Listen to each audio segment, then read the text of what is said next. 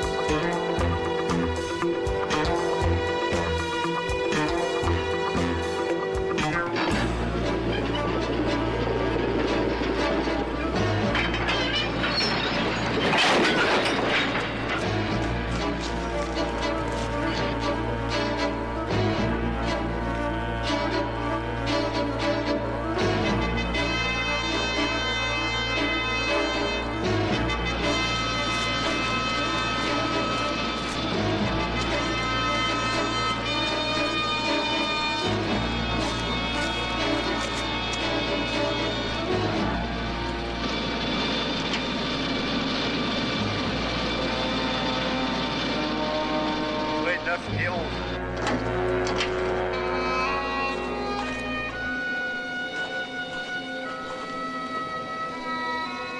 Eh bien, camarade.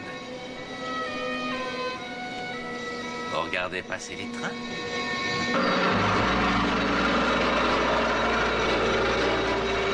Hermès 14.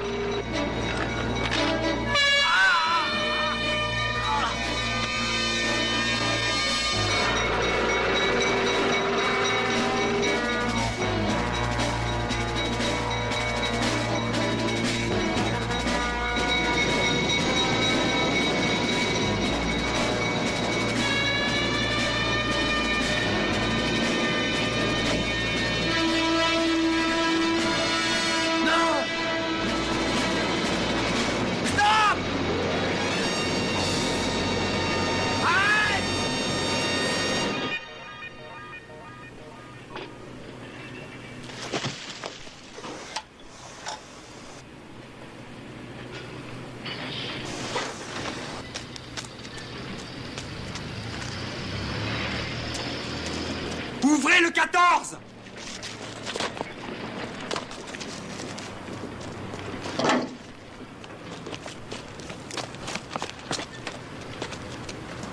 Il vit. T'as stoppé juste à temps. Hein. Mais j'ai rien fait. Je n'ai pas actionné les freins.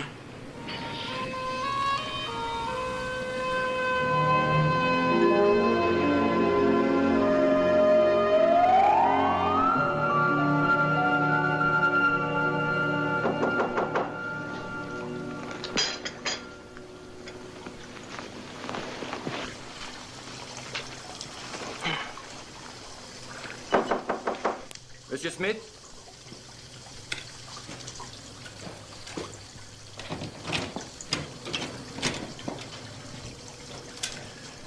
Oui, monsieur? Police fédérale, monsieur. Et alors? Vous êtes bien Eric William Smith? Oui, c'est moi. Voulez-vous me dire votre âge et votre profession? Pourquoi? Simple vérification pour une enquête de routine. 28 ans, professeur de sciences. Et où, s'il vous plaît? Eh bien, au collège local de Milwaukee. Où est-ce que vous voulez en venir? Ce n'est qu'une question de routine, je vous le répète. Marié ou célibataire? Célibataire. Merci, monsieur Smith.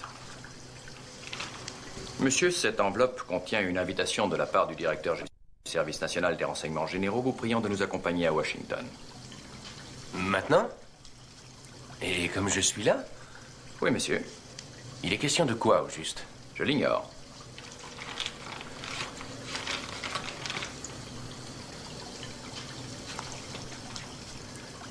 Est-ce qu'un nommé Bloom, Walter Bloom, quelque chose à y voir? À ce sujet-là, non plus, je ne sais rien.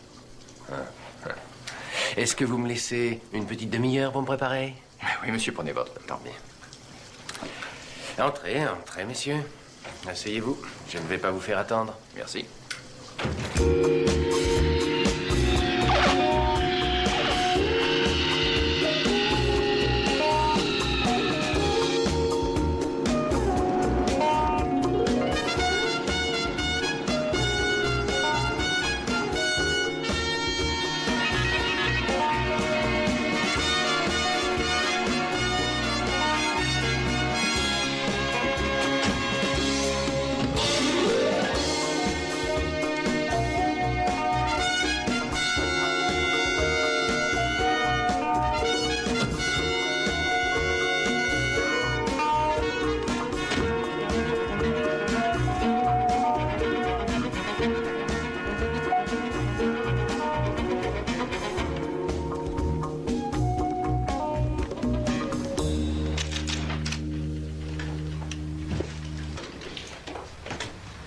Oui.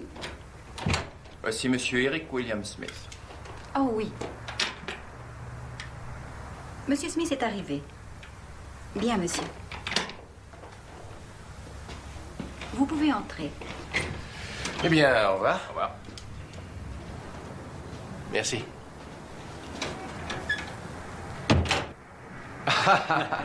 J'aurais parié que vous y étiez pour quelque chose, Walter. Ah, Eric, je suis heureux de vous revoir après toutes ces années. Venez vous asseoir. Je me demandais à quoi vous pouviez bien vous livrer depuis que vous aviez quitté l'université. Qu'est-ce que c'est que cette agence de recherche stratégique? Oh, c'est une étiquette bien vague qui recouvre une grande multitude d'activités diverses. C'est une longue histoire. Et ce pied? Ça peut aller, il n'est pas cassé. Vous êtes au courant de ce qui s'est passé? Ah oui, bien sûr. Je reçois très régulièrement le journal de Milwaukee.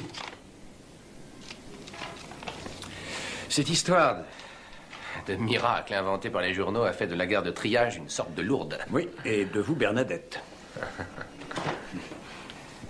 Walter, votre invitation n'aurait pas quelque chose à voir avec ce qui s'est passé? Si, je dois l'avouer. Je peux savoir? Vous le saurez. Mais vous allez d'abord me dire si la relation de l'événement que la presse a décrit est exacte ou pas, dans tous ses détails. En gros, oui. Vous n'avez pas actionné les freins de la locomotive de près ou de loin? Absolument pas. Voilà qui répond à la question que je me pose depuis de nombreuses années.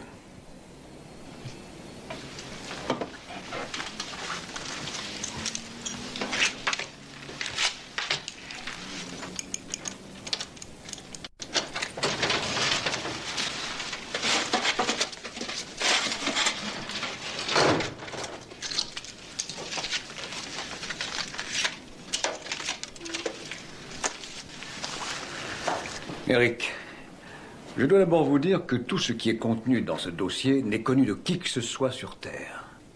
Il vaut mieux, à mon avis, qu'il en demeure ainsi, mais ce sera à vous de décider. Il y a une trentaine d'années,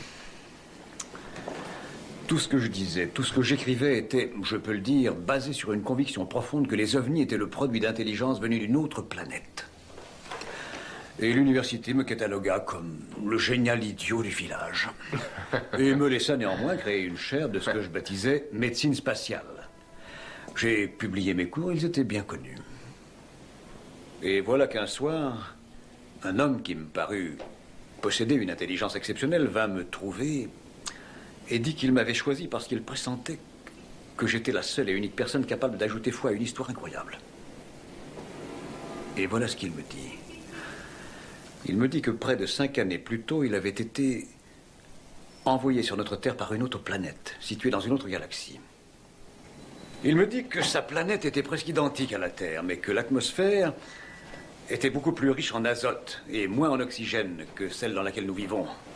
Et il y a un siècle environ, sa teneur en oxygène se mit soudain à augmenter, et se combinant avec l'azote, produisit du peroxyde d'azote qui est pour eux un gaz dangereux. Ils étaient donc menacés à terme d'extinction, à moins de trouver le moyen de résorber cet excès d'oxygène. Ils connaissaient notre Terre. Ils nous avaient étudiés et savaient que nous possédions des plantes à chlorophylle qui maîtrisaient le cycle azote et oxygène. Mais ils n'avaient pas ces plantes sur leur planète. Ils nous envoyèrent ce personnage pour trouver des espèces susceptibles de pousser et de se reproduire. Il était ici depuis 5 ans et il avait fait du bon travail, mais il avait, entre-temps, rencontré une jeune femme et il était tombé amoureux. Et en dépit des ordres reçus, il l'épousa et il eut un fils. Mais sa femme ne sut jamais qu'il n'était pas un simple spécialiste en botanique, faisant de la recherche à l'université. Quand il vint me trouver, il ne lui restait qu'un mois à peine avant son départ. Il n'était pas question pour lui de rester. La survie de sa planète dépendait entièrement de lui. Mais il ne voulait pas que sa femme puisse un instant se croire abandonnée, ni non plus que son fils puisse avoir honte d'un père qui se serait mal conduit. Alors, grâce à l'appui d'amis influents que j'avais à Washington, nous avons trouvé un prétexte plausible pour l'envoyer prétendument en mission quelque part en Corée. D'où, bien entendu, il ne revint jamais. Mais avant qu'il ne vînt chez nous, les ordinateurs de sa propre planète lui avaient trouvé un nom pour la durée de son séjour ici. Et sur notre Terre, il porta le nom d'Eric William Smith. Nom qu'il légua à son fils unique.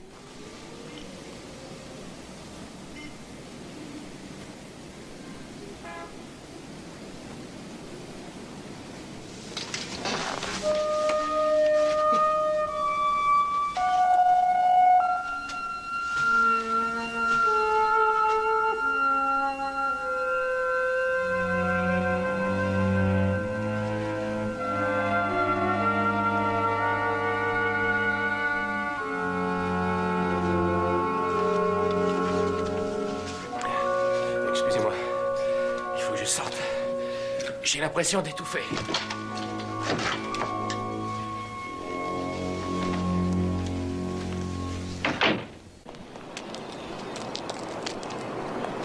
Et ma mère?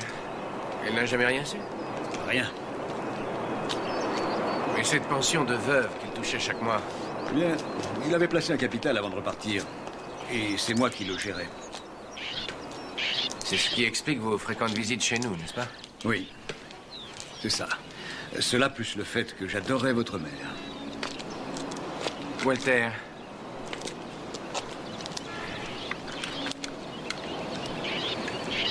Je me souviens qu'à l'âge de 10 ou 11 ans, je m'étais évanoui en jouant au ballon et que c'est vous qui m'avez ranimé et opéré. Y avait-il un rapport avec tout ceci? Oui. Oui, vous avez vécu près de 11 ans avec moins d'azote que n'exigeait votre organisme.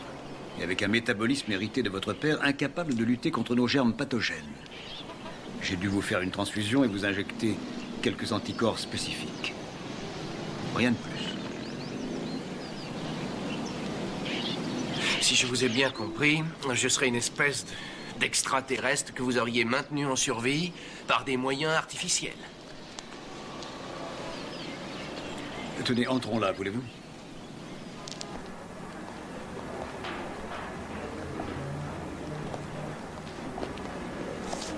J'ai eu un jour la chance de dîner en tête-à-tête avec le cosmonaute Armstrong. Cet événement, si je peux dire, en lui-même, et compte tenu de notre époque, n'a vraiment rien que l'on puisse qualifier de, disons, exceptionnel, n'est-ce pas? Bon. Mais supposez que si j'avais vécu au siècle dernier, j'ai rendu public mon intention de dîner en tête-à-tête avec le premier homme qui aurait posé le pied sur la Lune. On m'aurait pris pour un fou, non? Ça a un rapport avec la situation? Question d'époque, Eric. Vous n'êtes pas plus exceptionnel d'être ce que vous êtes que moi d'avoir dîné un soir avec le premier homme sur la Lune. Vous n'êtes que le précurseur de ce qu'un jour, sans doute proche, l'homme considérera comme normal. Votre seul titre, si je peux dire, est que vous êtes, pour autant que je sache, le premier. Et à ce titre, vous n'êtes pas comme les autres, mais à ce titre seul. Non, à un autre également, vous n'êtes pas comme les autres. Et nous voilà de retour avec ce qui s'est passé à la guerre de triage. Oui. Votre père avait un don très particulier, commun à tous les habitants de sa planète. Il décrivait comme la capacité de mouvoir les objets à une certaine distance, par la concentration de l'esprit entraînant la concentration de photons qui pouvaient agir sur les molécules de l'air, au contact des objets que l'on voulait mouvoir. C'est ce que l'on appelle la psychokinèse. Pour lui, ce n'était qu'une question physique, un peu comme le fameux E égale MC2 d'Einstein.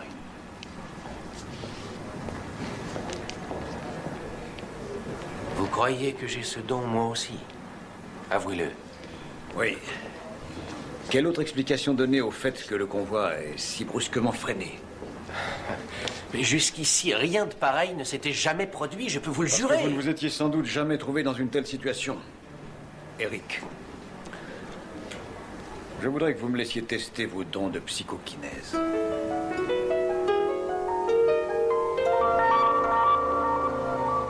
Qu'est-ce que je dois faire? Vous ne devez ni parler ni penser pendant la durée du test. Je ne peux pas ne pas penser. Personne ne le peut. Quel nom donnerez-vous à ce pouvoir, si toutefois il existe bien? Primum. Comme Primum Movens? Non, dans ce cas, c'est un nom qui évoque premier principe de mécanique télépsychique, mais je ne déteste pas le Primum Movens et son allusion à l'espace-temps. Sauf que rien ne s'est encore passé.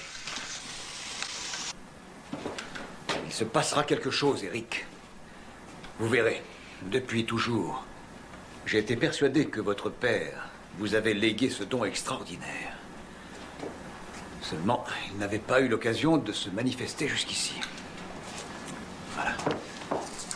Mais il l'a fait l'autre jour, à la gare. Il ne nous reste plus qu'à vous apprendre à y faire appel à volonté. Asseyez-vous là. Tenez. Il ne faudra que peu d'énergie pour faire bouger cette bille. Là. C'est une question de concentration. Allez-y.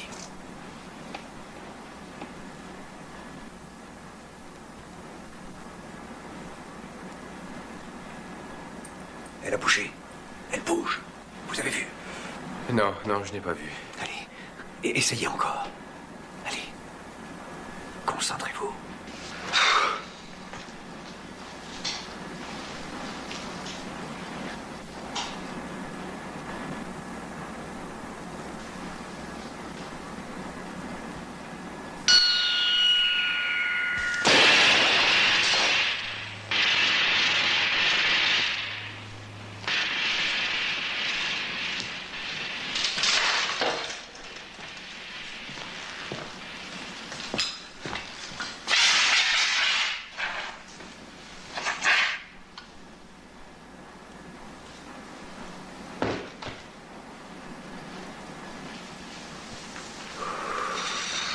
Je vais vous faire un aveu.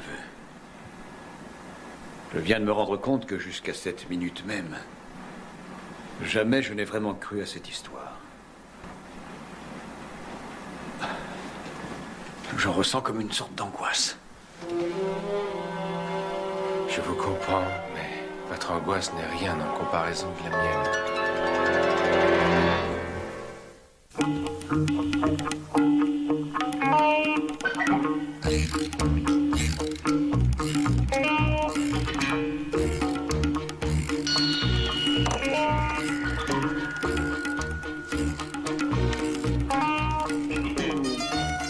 Troisième.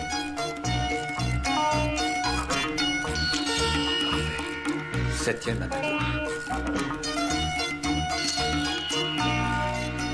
3 à la 5e.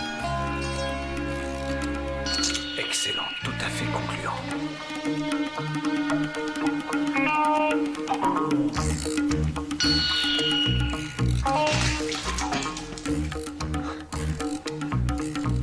Forcez-vous de contrôler vos pouvoirs.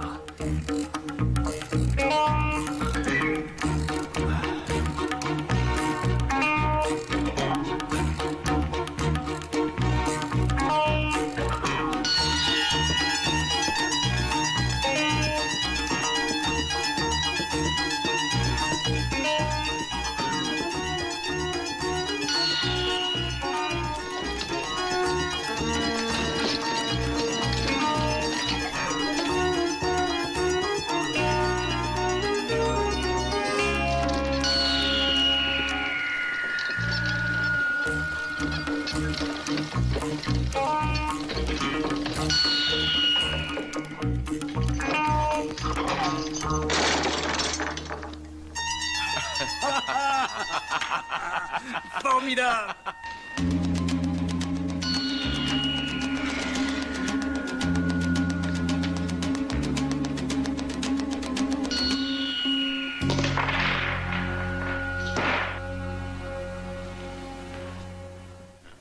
Il faut de la pratique pour parfaire une technique, quelle qu'elle soit. Monsieur Bloom, voilà tout ce que nous avons sur la prochaine visite de la fille du prince de Sulitam. Vous devez connaître Larry Clark, chef des services de sécurité. Oui, bien sûr. Comment allez-vous? Ça va. Mais pourquoi n'en a-t-on pas chargé les affaires étrangères? Ça a été fait, mais ils nous l'ont renvoyé en disant que si on leur refusait de programmer la visite, ils n'en prendraient pas la responsabilité. Et pourquoi la prendrions-nous? Sans doute parce que la personne qui habite la Maison Blanche en décide ainsi. Ce projet est complètement absurde. Pas de protection, ni militaire, ni policière. Mais qu'est-ce qu'ils veulent? Rien du tout. Le prince n'accepte qu'un seul et unique officier de liaison non armé. Oui. Et si la moindre chose arrive à sa précieuse héritière? Nous porterons le chapeau. D'accord. Je vais travailler là-dessus. Ok.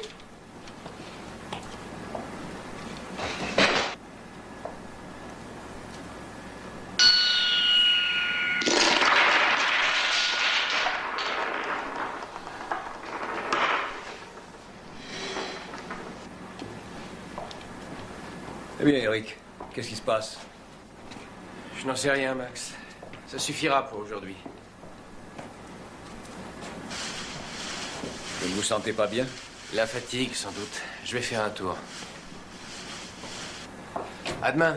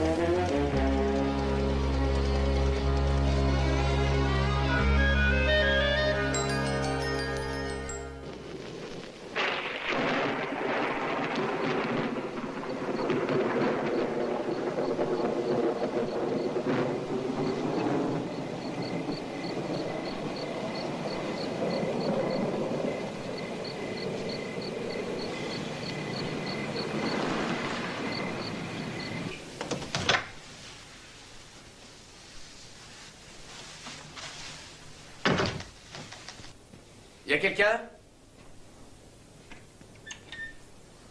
Eric? Eh bien, en voilà une surprise. Bonsoir, Walter. Encore au travail? Oui, entrez. Non, je ne voudrais pas vous déranger. Ce que j'ai à vous Pas dire... du tout, entrez donc. Je vous sers quelque chose? Non, non, merci. Je n'ai pas dîné et... Je peux demander à la cafétéria de vous monter un sandwich. Non, rien, je ne reste pas. Je voulais vous voir une minute. Essayez-vous.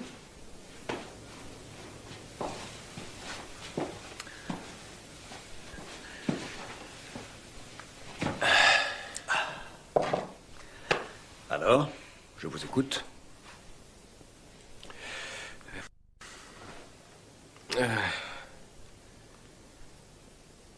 Eh bien voilà, j'ai peur. De quoi? De moi. D'Eric William Smith. De cet étranger à moi-même. Quelque chose s'est passé? Oui, quelque chose s'est passé. Cet après-midi, j'ai complètement désintégré un bloc de béton d'au moins 5 tonnes. Juste un regard. C'est trop, Walter. Ça veut dire quoi, c'est trop? Ça veut dire que ça me dépasse. Je pourrais, sans le faire exprès, tuer un homme d'un seul clin d'œil. Non, non, je n'aime pas ces pouvoirs que vous développez en moi, je n'en veux plus. Jamais je ne vous demande de les aimer, mais de les utiliser.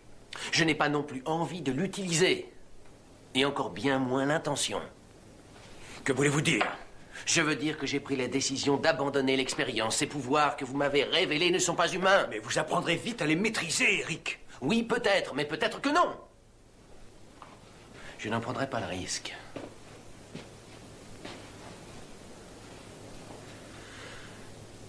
Je rentre chez moi, Walter. Et je vais m'efforcer d'oublier tout ce qui s'est passé. D'oublier l'existence de ce don que je possède malgré moi.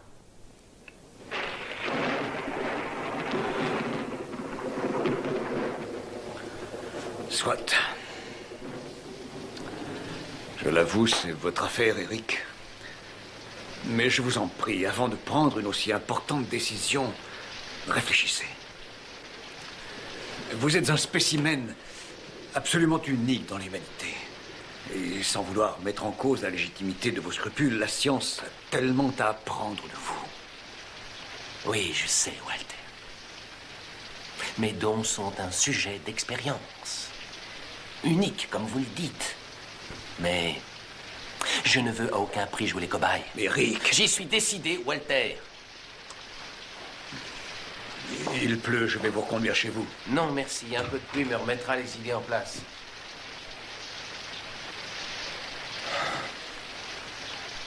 Je vous donnerai de mes nouvelles.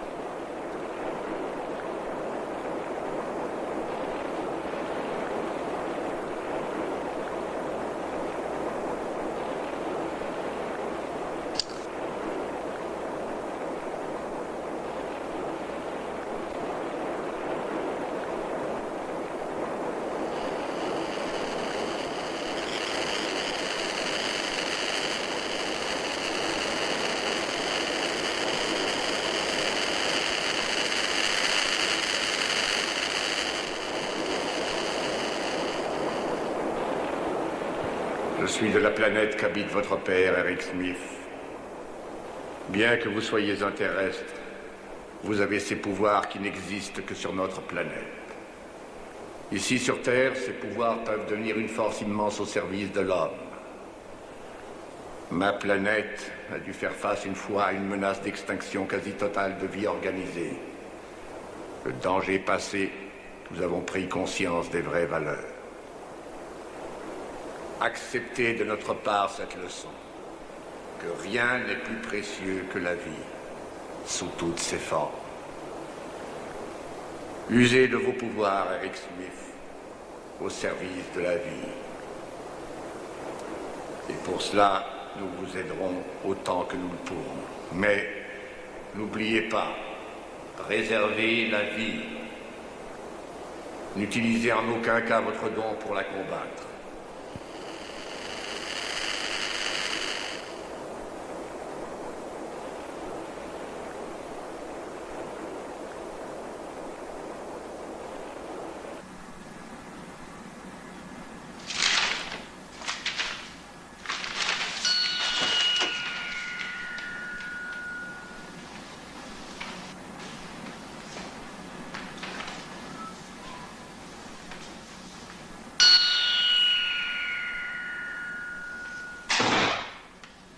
Bravo, très amusant. Vous m'avez recommandé de m'exercer le plus souvent possible. Je n'espérais pas vous voir ce matin. Je peux même dire que je craignais de ne jamais vous revoir. Oui, je sais. Je m'en excuse. Qu'y a-t-il de changé? J'ai peur que vous n'ayez un peu de mal à me croire si je vous le disais. Je me contenterai de dire que j'ai reçu une sorte de message et je continue. Compris. Ça me suffit. Mais promettez-moi d'en reparler un jour. Oui, je vous en parlerai. C'est promis. Parfait. En attendant, servez-vous donc une bonne tasse de café. Tout de suite. Noir? Oui.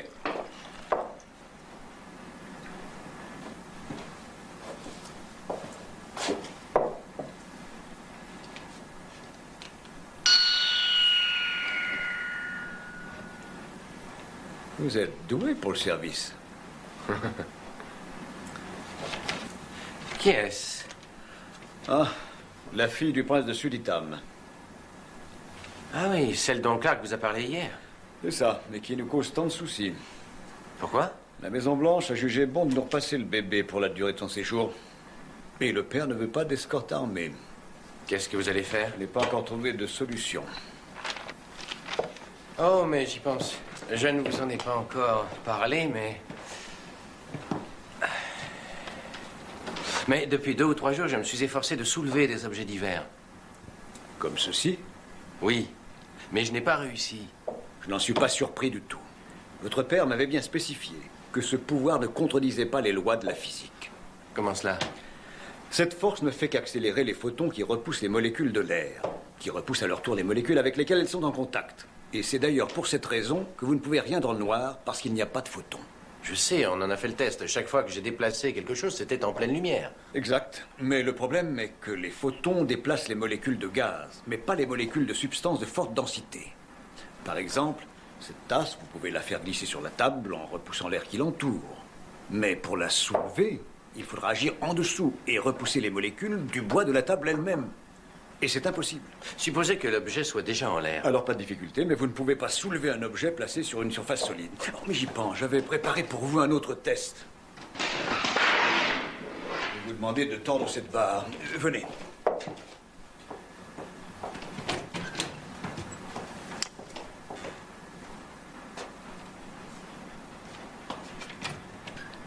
Allez-y, essayez de tendre la barre. Comme ça, sans rien y voir? Vous savez qu'elle est là, qu'il y a de la lumière. Concentrez-vous et pliez-la.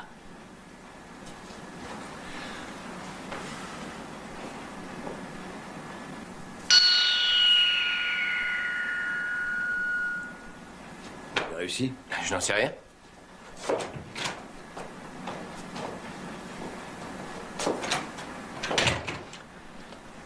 Essayons autrement.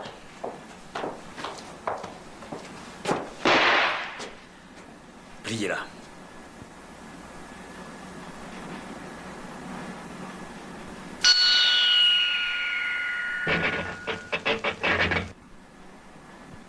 bien ce que je soupçonnais. Il faut absolument que vous soyez en contact visuel direct avec l'objet ou bien ça ne marche pas.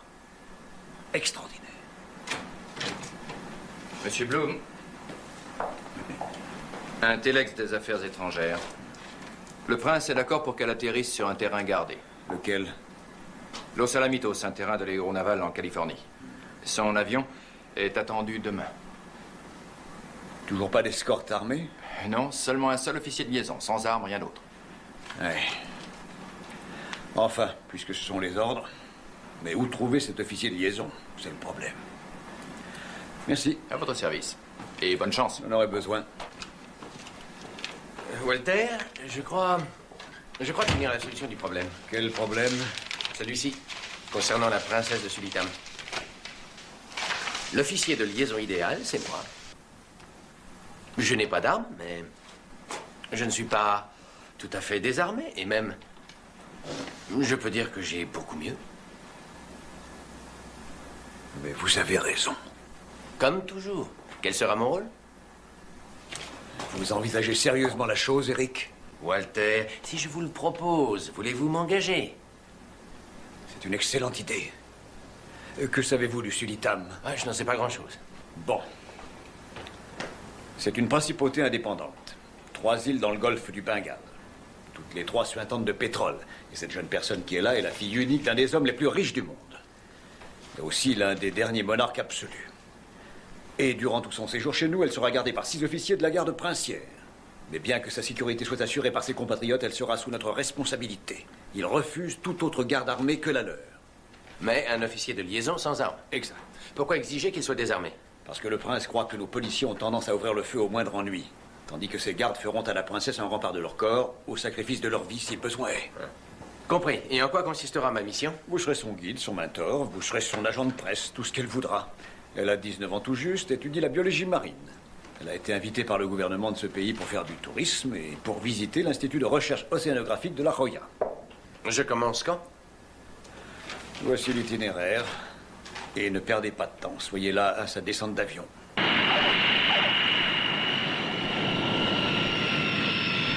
Je crois que l'avion de son Altesse princière vient d'atterrir. Quand il sera arrêté, je monterai à bord et j'accueillerai son Altesse. Vous m'attendrez ici. Et ensuite? Nous quitterons l'appareil avec la garde et nous vous rejoindrons. Je vous présenterai à son Altesse et ma mission s'arrêtera là. Et ensuite, je l'accompagnerai à son hôtel. Et c'est ça. Et encore une chose, vous ne pourrez parler à son Altesse que si elle vous adresse la parole.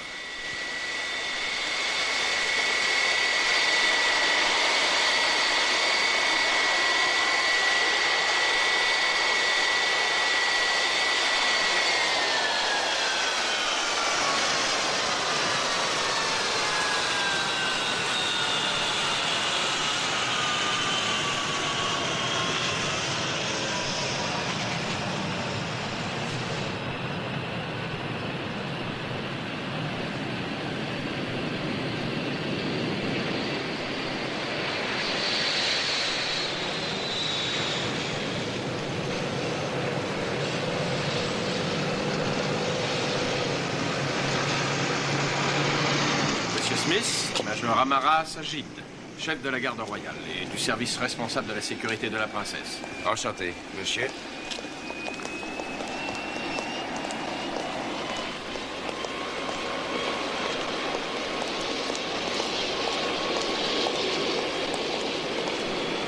Votre Altesse, je présente à Votre Altesse Monsieur Smith, officier de liaison accrédité auprès de votre personne par le gouvernement américain. Monsieur Smith, je suis ravie de faire votre connaissance. J'en suis très honoré, Altesse. La voiture est là, Merci, Chanda. Votre Altesse. Vous m'accompagnez, n'est-ce pas? Oui, bien sûr.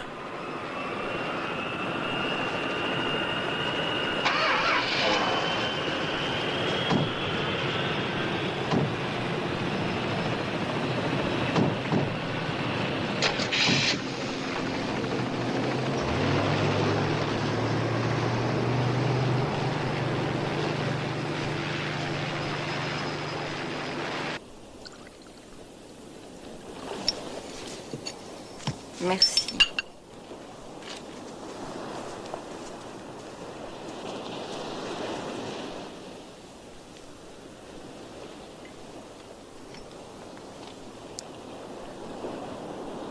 Est-ce que vous me trouvez ennuyeuse, Monsieur Smith?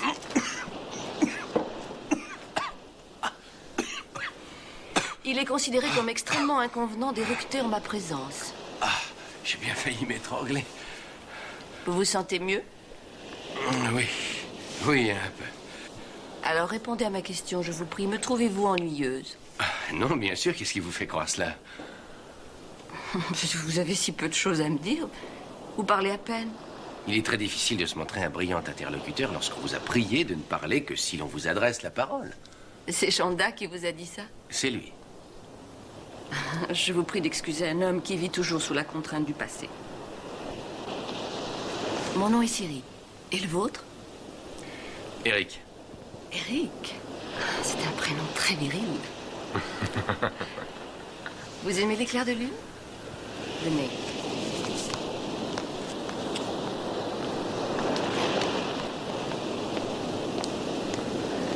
Je suis censée adorer marcher sur la plage au clair de lune. Comment cela? Je suis une princesse, n'oubliez pas. Et sous la pleine lune, je me promène le long des plaines marécageuses à la recherche des crapauds qui se métamorphosent en chevaliers dès que je leur donne un baiser.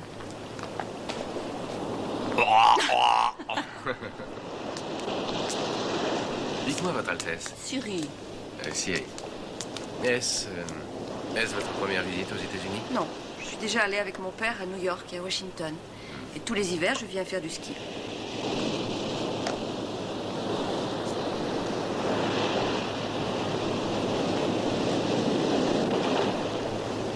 Vous vous plaisez ici? Oui. J'aime beaucoup vos compatriotes. Dites-moi, est-ce drôle? Enfin, je veux dire, est-ce que vous n'êtes pas lasse de mener la vie de princesse? Je crois que c'est comme tout. Elle a ses avantages et ses désavantages. Par exemple? Regardez derrière moi, voulez-vous? Qu'est-ce que vous voyez? 4 géants se promenant côte à côte sur la plage? Et il y en a 2 autres qui marchent devant. S'agit des sbires. Est-ce que c'est un des désavantages ou l'un des avantages? J'en sais rien. Il est rassurant de se savoir en sécurité. Mais il y a des moments où je voudrais qu'ils ne soient pas là. Et vous ne pourriez pas les renvoyer, ne serait-ce que quelques instants? Je n'y avais jamais pensé. Voyez-vous, si quoi que ce soit devait m'arriver, Sagid le paierait forcément de sa vie.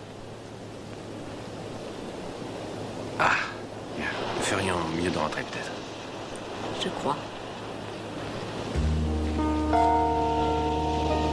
Quel châtiment afflige-t-on à l'audacieux qui tient la main de la fille de votre père? Aucun.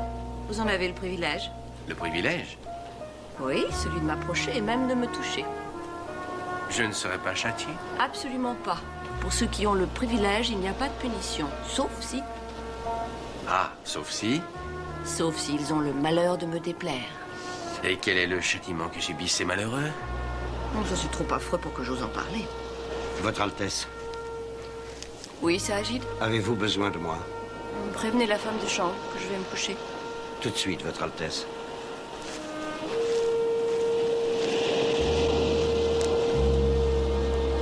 Bonne nuit, Eric Smith. Bonne nuit, Votre Altesse.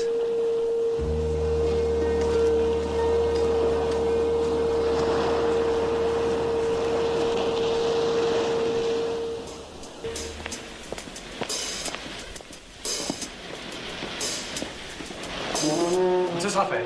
Merci, monsieur. S'il vous plaît. Oui, monsieur. Smith, 208. 208. Voilà. Merci.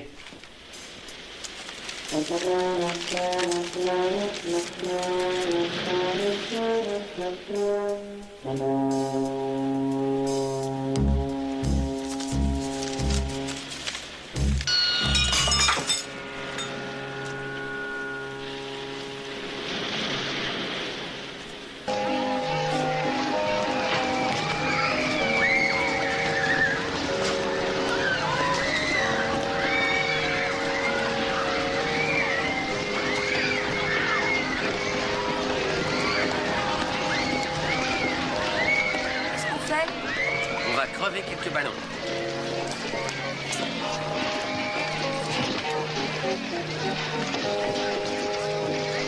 Donnez, je vais le tenir. Essayez.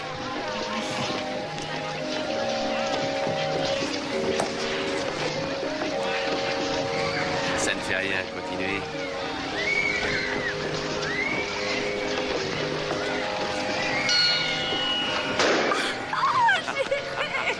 Vous voyez bien que c'est pas difficile.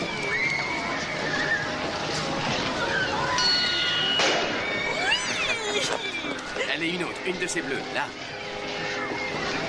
Quelle? La plus haute? Oui, la plus haute. Oui, j'ai gagné! Alors, qu'est-ce que vous choisissez? L'ours. Oh, il est plutôt encombrant, non? Merci.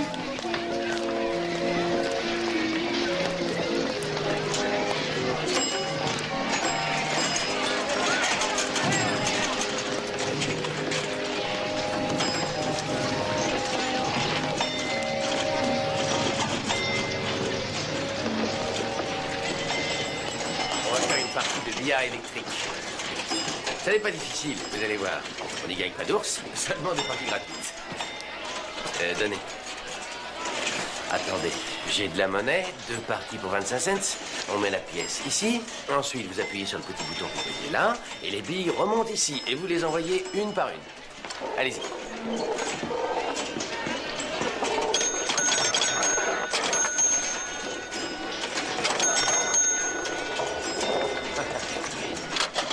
Une autre bille. Si elle sort par le côté, ça en fait une de moins.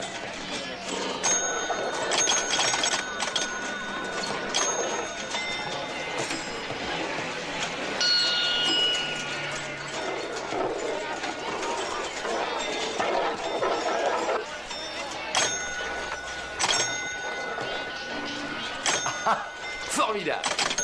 Bien joué. Allez, mettez une autre bille. Allez, continuez.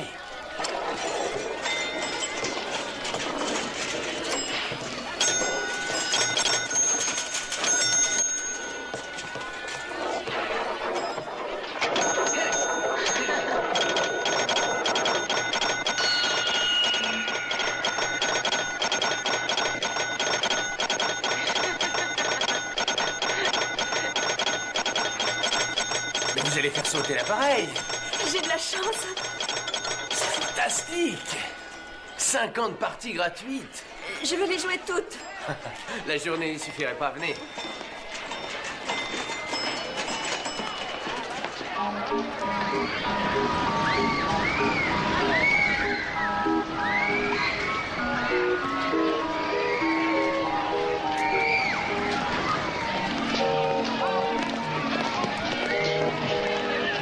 La roue du bonheur, messieurs, dames. Tentez votre chance à la roue du bonheur.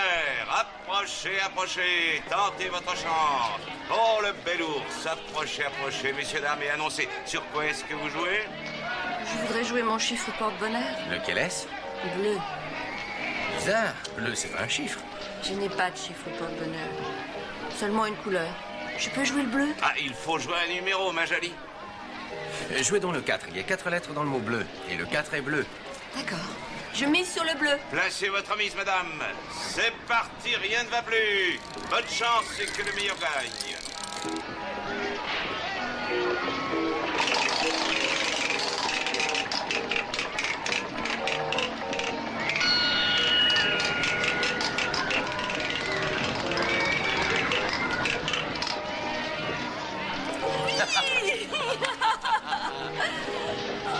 Le bleu et le 4 vous portent chance, décidément. Et choisissez votre prix, madame. La petite canne pour monsieur. Un peu de chance, hein? Et voilà. Merci.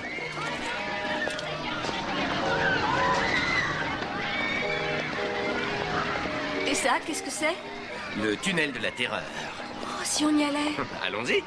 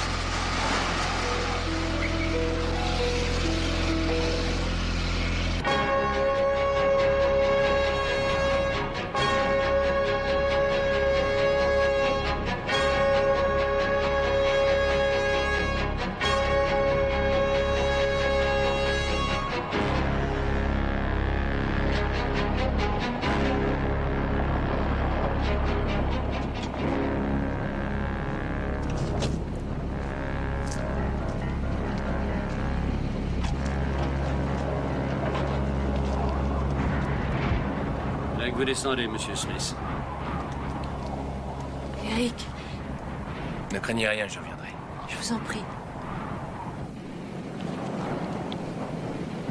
Je n'ai pas de temps à perdre, monsieur Smith.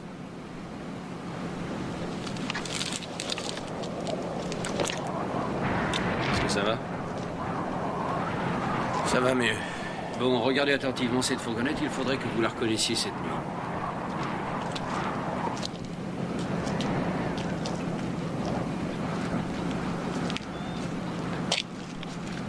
Et qu'avez-vous fait de ça, Agide? Je l'ai payé. Je ne vous crois pas. J'ai fait de lui un homme très riche. Lui et 2 de ses hommes ont accepté mon offre. Sajid et sa famille servent loyalement les princes de Sultan depuis des centaines d'années. Vous mentez. Je le prouve par les faits. Vous êtes ici. Pourquoi? Monsieur Smith, la jeune fille a été kidnappée. Et qu'est-ce que je fais dans tout cela? Vous jouez un rôle important. Vous allez transmettre mes ordres, mes conditions et le montant de la rançon. J'ai besoin de vous. Vous êtes mon intermédiaire. Voilà les instructions. Il faudra les observer à la lettre. Elle a une chance de s'en sortir. Si chacun joue son rôle sans tricher. Sinon, jamais on ne la reverra. Eric! Eric!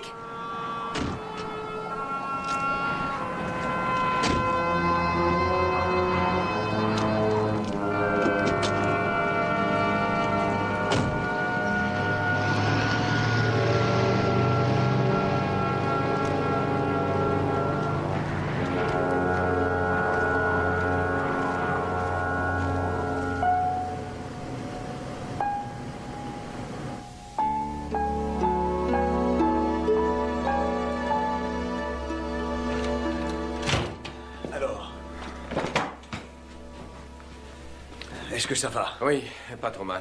Vous avez été vite. J'étais en route pour le Mexique. L'avion a fait un crochet. Quelle nouvelle de la princesse? Après vérification, il n'existe aucun Coast Electric Service. Ça, je m'en doutais. La seule et unique chance, c'est de suivre ses instructions à la lettre. Qu'en savez-vous? J'ai parlé avec le ravisseur. Il ne plaisante pas et il a l'air de savoir où il va. $1 million d'or en barre. Remis cette nuit à 3 heures du matin. Ça ne nous laisse que 6 heures. Mais son père est immensément riche, Walter. Oui. Mais il est à des milliers de kilomètres d'ici. Mais il y a sûrement un moyen.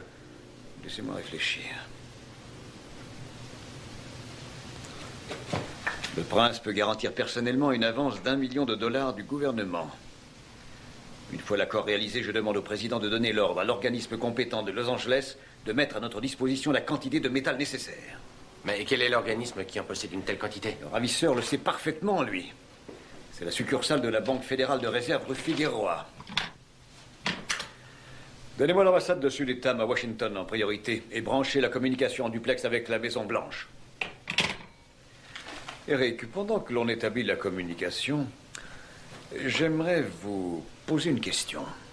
Je devine. Pour quelle raison ne me suis-je pas servi de mes pouvoirs, n'est-ce pas? Eh bien, on nous a attaqués par surprise et chloroformés dans l'obscurité. Et je suis resté presque tout le temps inconscient. Et quand je suis revenu à moi et qu'ils m'ont abandonné au bord de la route, je pouvais mettre en danger la vie de Siri. Siri? C'est son prénom. Enfin, je veux dire, pour les amis. Vous comprenez? Oui. Réservé aux intimes, n'est-ce pas?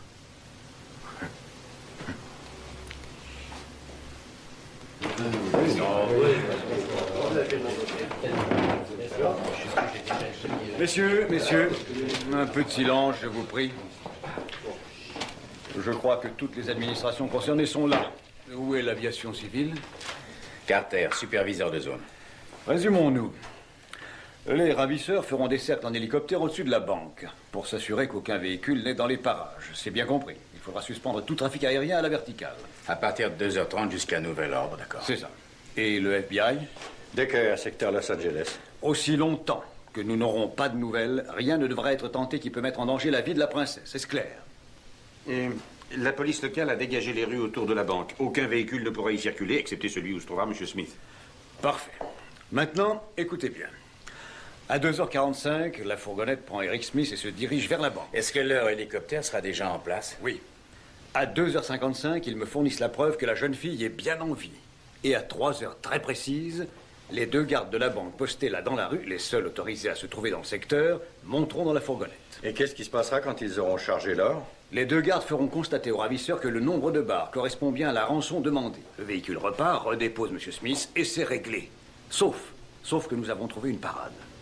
La NASA a un satellite géostationnaire sur orbite, assez proche de cette zone, pour donner la position et toutes les informations utiles grâce à la station de poursuite de Goldstone. Qui déposera un émetteur radio assez puissant à bord de leur véhicule? Ça, ce sera l'affaire de M. Smith. Et maintenant, que chacun rejoigne son poste, je reprendrai contact avec vous dans 1 heure. Merci, messieurs.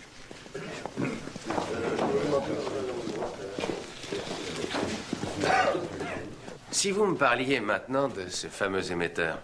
Oh oui, il sera dans une boîte en carton. Vous n'aurez tout simplement qu'à l'attirer sous le plancher du véhicule. Une plaquette magnétique le collera sur la première pièce d'acier qu'il rencontrera et il se mettra en route aussitôt. Et qu'est-ce qui se passera? Nous suivrons sa trace par le satellite, et cela où qu'il aille. Et sans que les ravisseurs puissent se douter qu'ils sont surveillés. Parfait, ça doit marcher. Ça marchera, Eric, ça marchera. Ne craignez rien.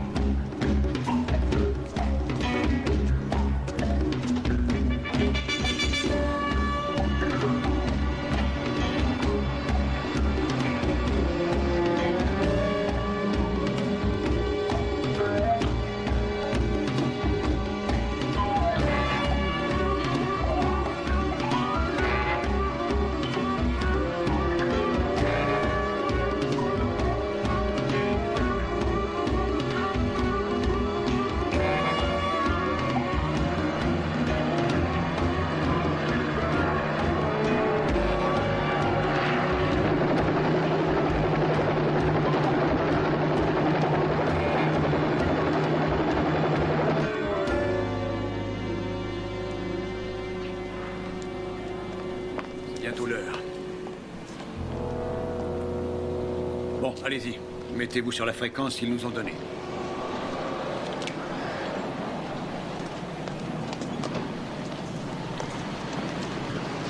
Notre centre de contrôle aérien nous signale qu'un hélicoptère est entré dans la zone. C'est sûrement le leur. Il est ponctuel. Monsieur Bloom? Oui. Notre correspondant a lancé un appel. Parfait. Passez-le sur haut-parleur. C'est parti. Chestnut, ici champion, vous me recevez? 5 sur 5. Je passerai prendre Pinitoc dans 4 minutes. Carrefour Wilshire et Catalina, à vous. Ici Chestnut. Bien reçu. Terminé. Mike, passez-moi la voiture radio. Tout de suite. Allô, Eric, ici Walter. Vous me recevez? 5 sur 5. Carrefour Wilshire et Catalina dans 3 minutes 50 secondes. Compris. En route.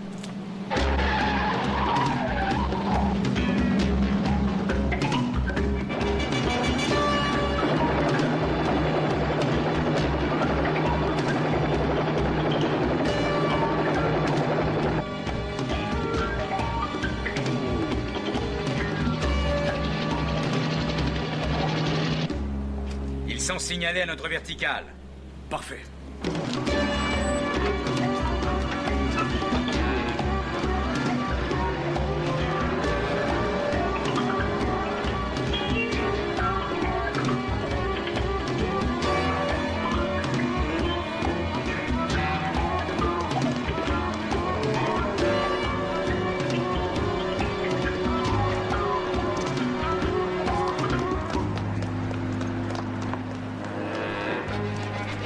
Qu'est-ce que vous voulez? Excusez-moi, je me suis trompé.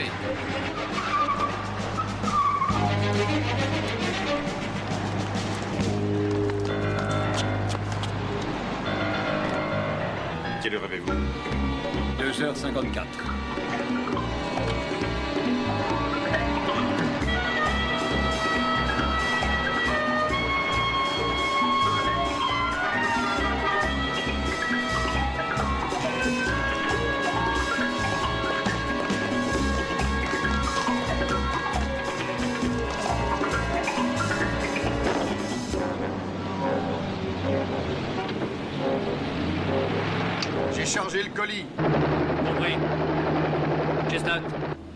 Pardon. Nous, on sera là dans 5 minutes.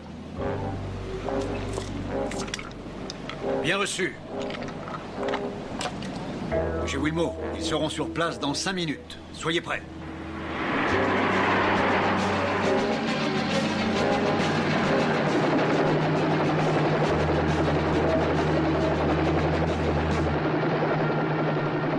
Il y a une voiture, un phare giratoire qui se déplace en direction de la banque.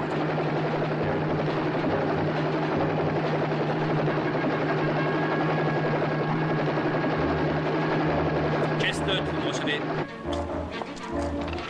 Chestnut, je vous écoute. Je viens de repérer un véhicule muni d'un phare giratoire. Il a l'air de se diriger vers la banque. J'exige une explication. Attendez une minute. Qu'est-ce que ça veut dire? J'en sais rien. Le poste central, ici Farnsworth. Un véhicule roule dans le secteur interdit?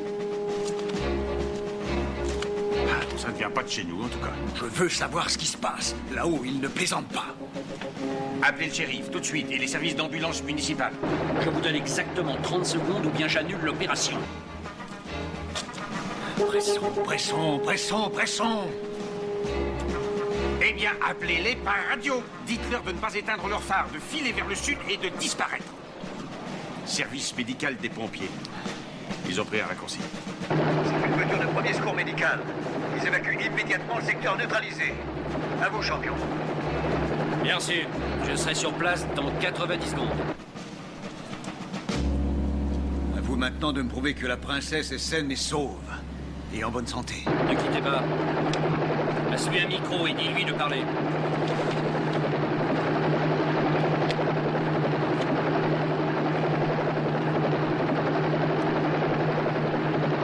Mettez le casque.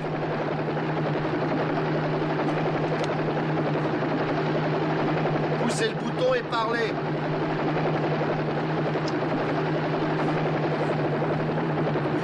Eric, est-ce que vous m'entendez? Est-ce que je peux lui répondre? Pas question. Est-ce que vous m'entendez? Votre Altesse, ici Walter Bloom de l'ASR à Washington. Est-ce que vous me recevez? Je vous reçois. Aidez-moi, je vous en prie. Vous pouvez me dire où vous êtes? Je suis dans l'hélicoptère. Je vous en prie, dites-leur de me ramener. J'ai peur. J'ai peur.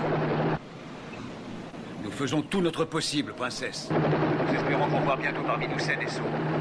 Vous la reverrez plus tôt que vous croyez si vous Vous ne jouez pas le jeu. Je vais vous l'expédier d'hélicoptère, mais sans parachute. Votre Altesse. Votre Altesse. J'attends votre réponse. Vous jouez le jeu, oui ou non?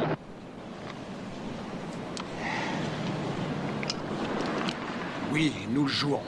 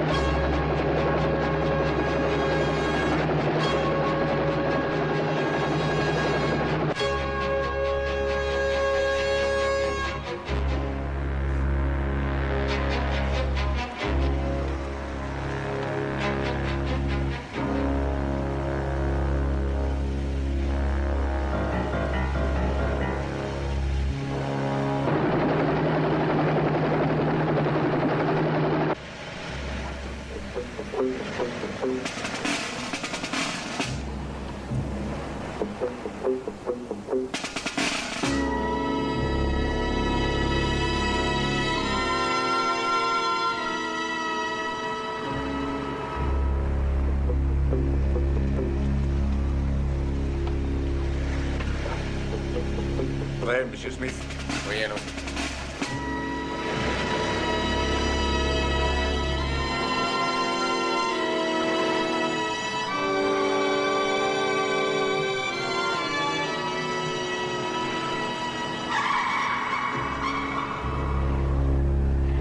Descendez et guidez-moi jusqu'à l'endroit où on doit charger.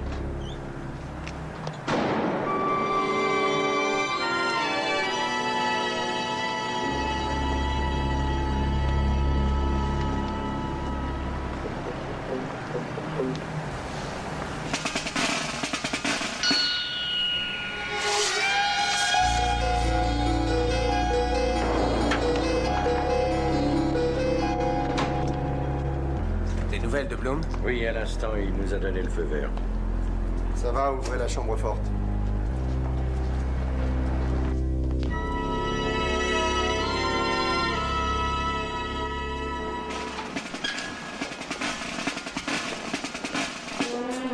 ça vient? Nous avons chacun une combinaison pour neutraliser le système d'alarme. Ensuite, M. Villemot pourra l'ouvrir. Alors, allez-y.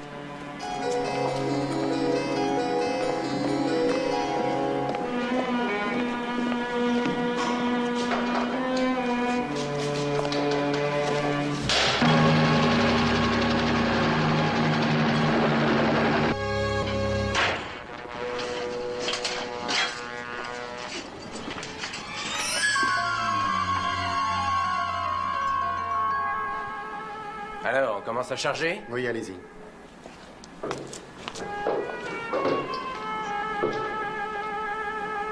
La voie est libre.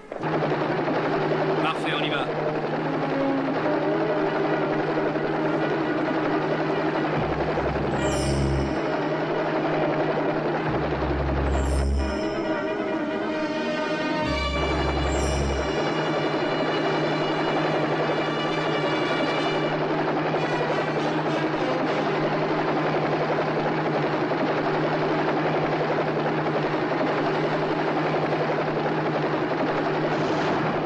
$15, cela fait bien $1 million. Exact. Contentons-nous de les transporter une par une. Elles n'en ont pas l'air, mais elles pèsent chacune près de 15 kilos.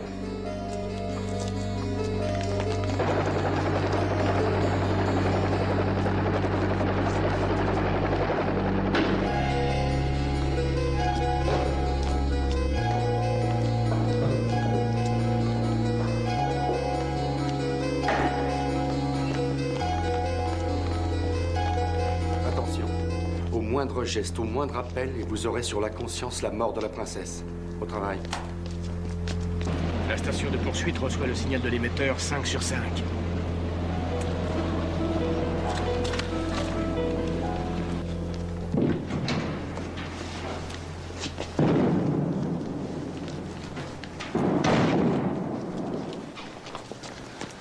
C'est pas fini. Donnez un coup de main aux autres.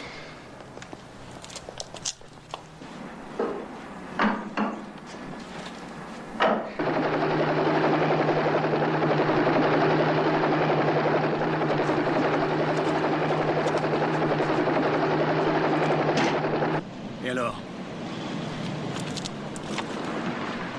Ils n'ont pas encore bougé.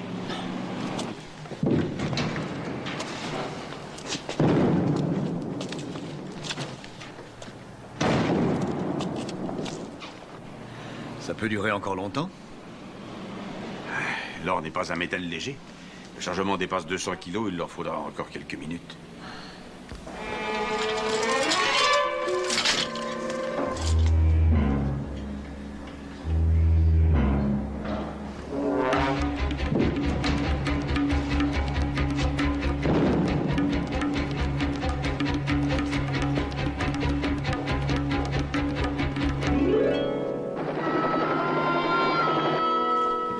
C'est bientôt fini. On va pouvoir envoyer le tout.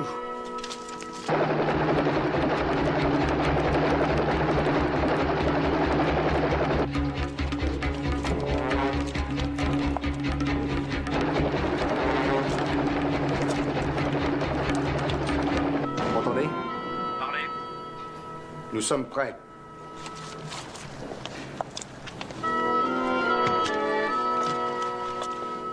Vous, montez à l'arrière. Et n'oubliez pas, un seul mot aux gardes en sortant et elle est morte.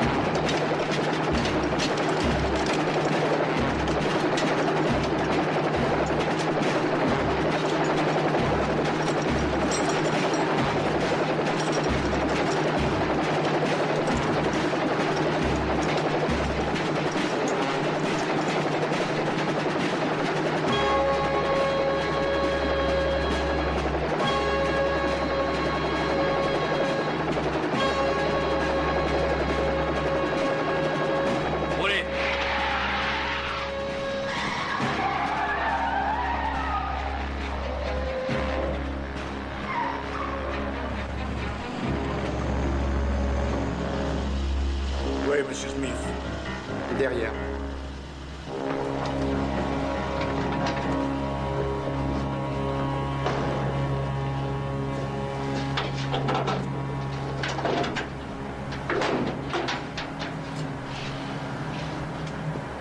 Ça va, monsieur? Oui, oui, ça va. Combien de barres?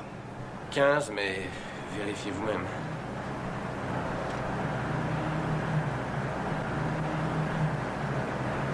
Parfait, bonne chance, monsieur. Vous pouvez passer.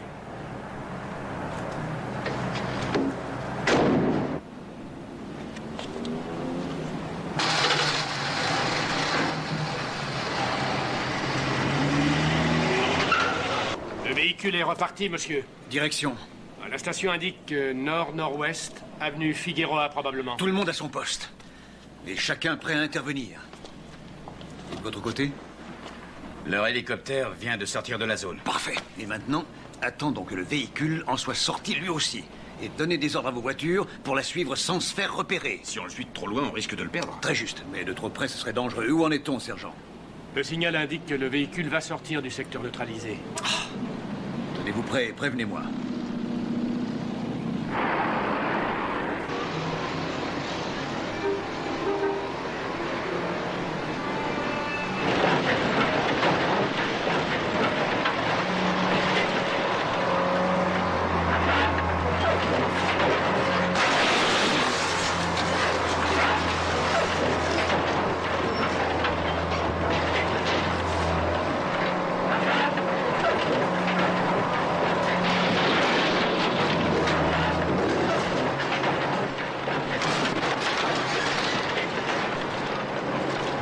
La station indique que le véhicule ne roule plus. Elle reçoit toujours le signal? Oui, toujours 5 sur 5.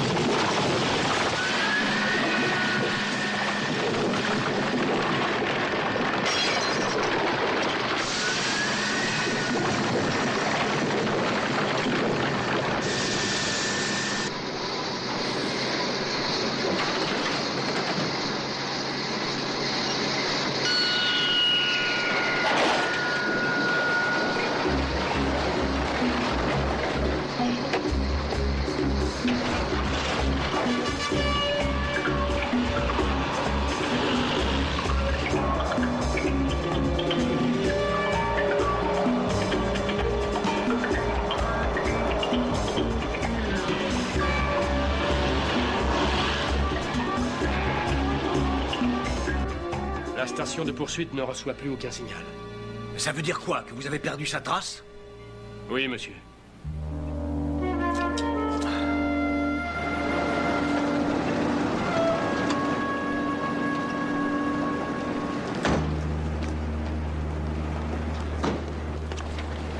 vient de recevoir un appel de la banque de réserve. Villemot et Clyde sont bouclés dans la chambre forte. Est-ce qu'ils sont sains et saufs? Oui. Oui, mais ils ont dit que pendant qu'on suivait à la trace la fourgonnette qui emportait $1 million, leur hélicoptère en enlevait pour plus de 70. Près de 14 tonnes d'or se sont envolées dans les airs, et cela pour ainsi dire sous notre nez. Mais ça n'est pas possible. Aucun hélicoptère ne peut enlever une charge pareille. Un seul type, un Sikorsky, Sky Crane. Mais celui-ci était un hélicoptère léger. Et personne ne l'a vu. On a entendu ses moteurs, on a vu les lumières, mais personne n'a vu sa silhouette. Oui, c'est vrai. Je n'ose pas y croire. La princesse et Smith. Monsieur Bloom, voici la dernière localisation du véhicule. Merci. Allez, en route!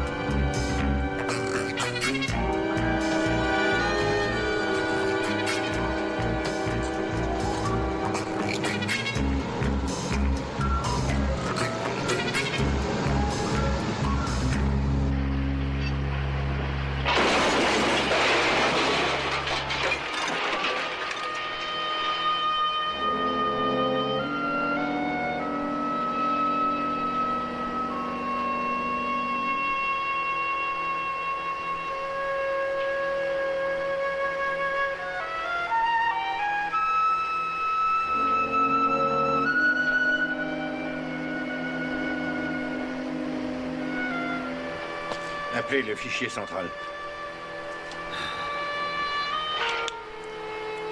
Incroyable. Ils ont enlevé la princesse pour nous faire ouvrir la chambre forte. Ils ont fait semblant de se contenter d'une rançon d'1 million $. Ils en ont enlevé 70. Nous nous sommes tous bien fait avoir.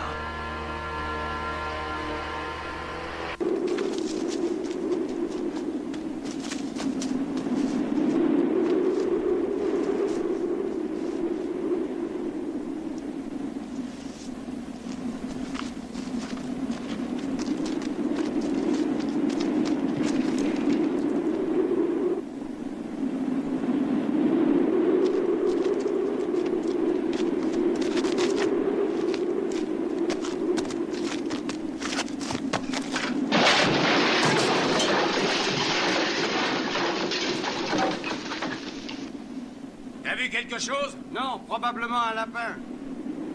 Ah, ça m'étonnerait. Qu'est-ce qui se passe? J'en sais rien, on vient d'entendre un bruit. Vous voyez quelque chose de là-haut? Non! Surveillez la route. Ouvrez l'œil, vous aussi. Et si ça bouge, vous tirez. C'est une propriété privée.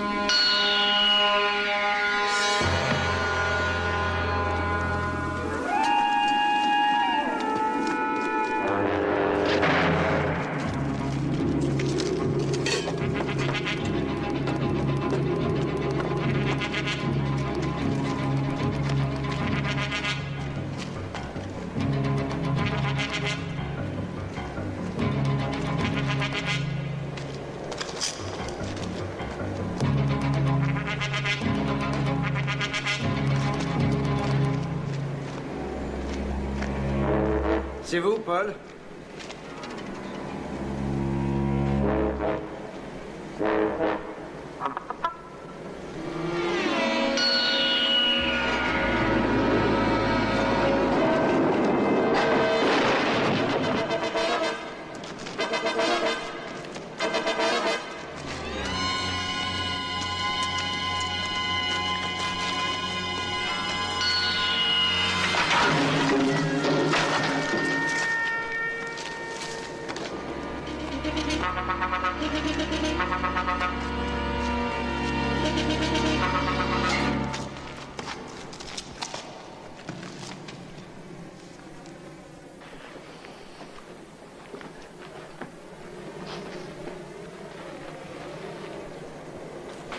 J'ignore comment vous êtes sorti de la fourgonnette, Monsieur Smith. Mais cette fois, le sort en est jeté. Réglez-le sur 2 minutes.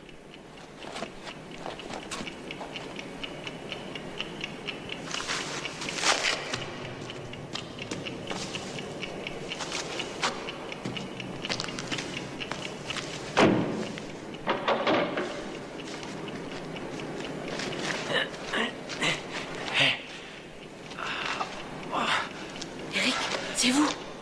Siri? Vous n'avez rien? Non, mais... j'ai peur, très peur. Je m'en doute, mais ne craignez rien. Nous allons sortir d'ici. Il doit bien y avoir un moyen. Non. Ils veulent nous tuer. Je les ai entendus parler entre eux. Attendez. Ne dites rien.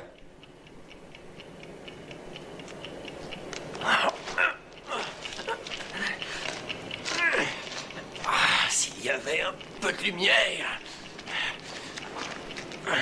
Qu'est-ce qu'on entend? Ce n'est rien. Ce n'est rien. C'est une bombe. Ils vont nous faire sauter. En faites quelque chose, Eric.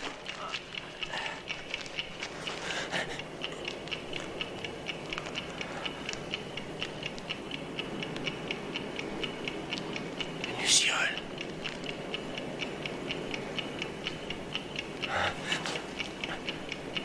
Approche. Approche. Plus près. Vite.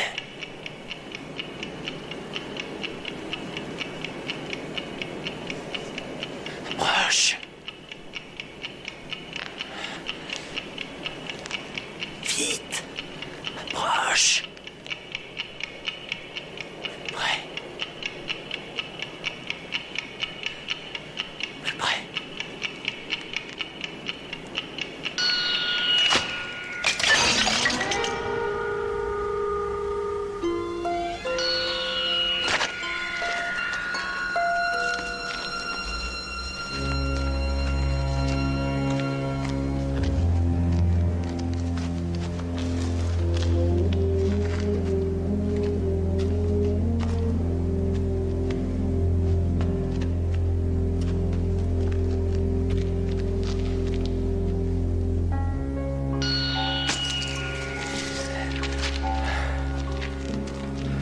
Retournez-vous.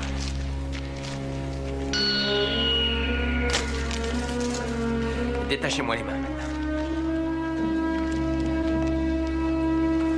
Ah, c'est fini, c'est fini.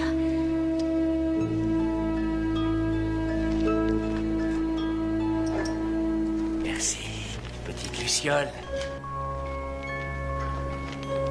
Viens, ma belle, viens.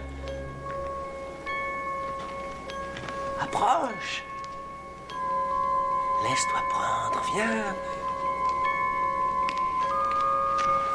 Ne la tuez pas. Moi, la tuer.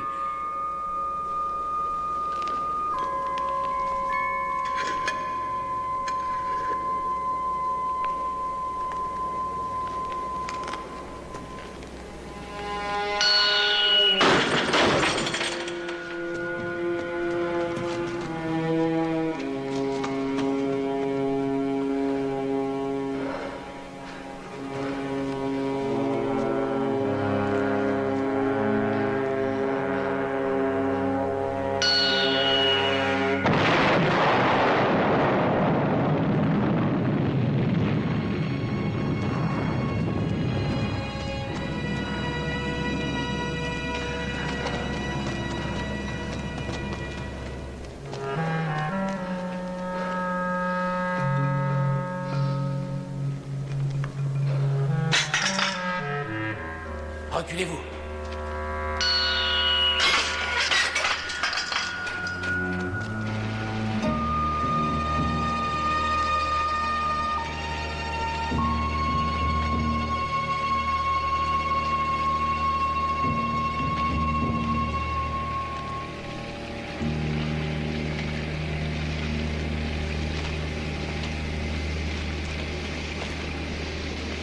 Cette fripouille n'est pas si bête.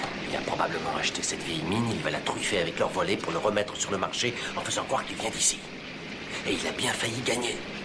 Personne ne pourra l'identifier. Nous sommes les seuls à pouvoir le faire, et il nous croit morts.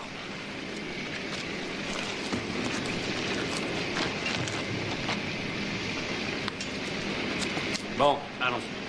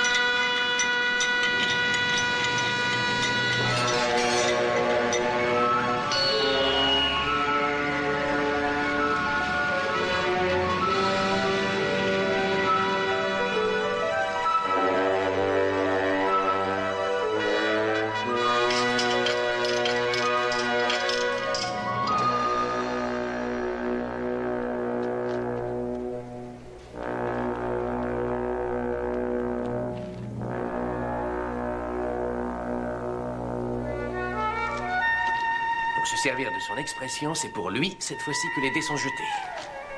Qu'avez-vous fait? J'ai utilisé leur volet pour les emmurer. Ils le resteront jusqu'à l'arrivée de la police.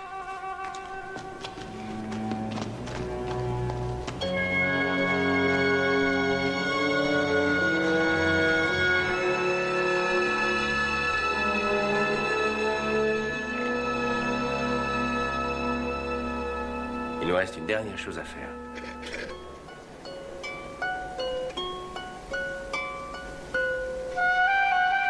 C'est joli. Elle nous a sauvé la vie. À tous les deux.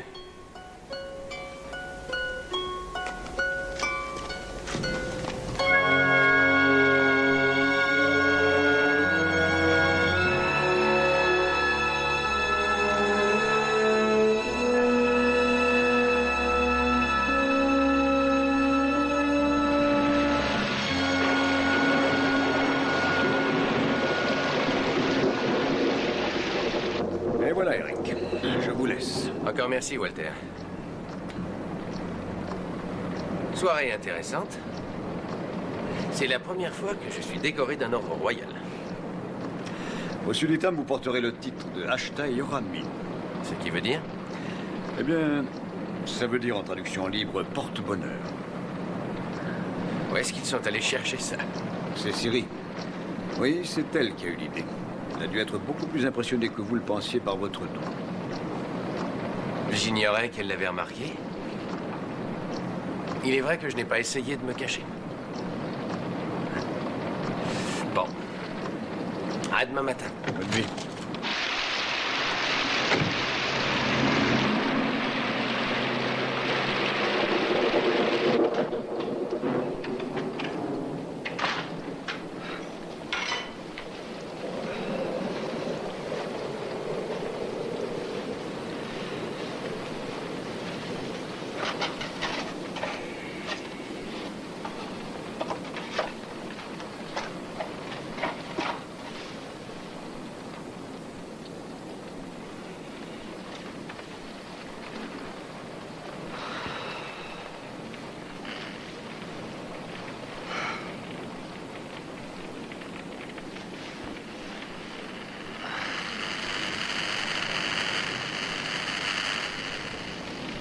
Êtes-vous satisfait, Eric Smith?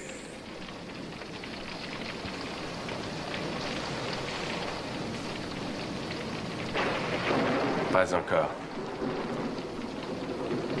Je ne fais que débuter. Moi, je le suis.